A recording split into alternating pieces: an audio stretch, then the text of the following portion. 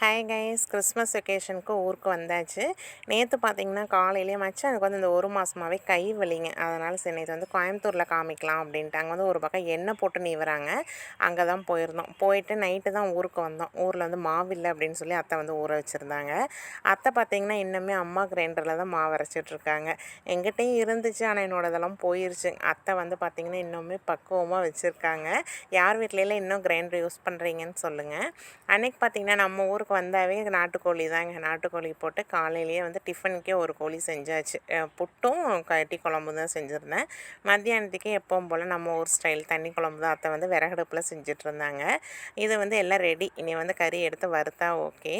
நான் வந்து முதல்ல ஒரு ஷார்ட்ஸில் சொல்லியிருப்பேன், வாஷிங் மிஷின் வந்து வாங்கியாச்சு அப்படின்ட்டு. அது நான் வந்ததுலேருந்து ரெஸ்ட் இல்லாமல் பார்த்திங்கன்னா ஒர்க்கு கொடுத்துக்கிட்டே இருக்கேன். இதோட 2வது ட்ரிப்பு போட்டுக்கிட்டு இருக்கேன் துணியை. ஓகேங்க, நாளைக்கு ஒரு ஷார்ட்ஸில் பார்க்கலாங்களா?